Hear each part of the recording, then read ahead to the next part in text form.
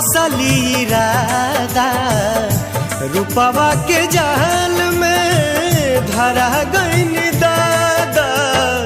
केहू के रोआवल बहुत बात नइखे, केहू के रोआवल बहुत बात नइखे, रोआ के हंसावल बहुत बात होला।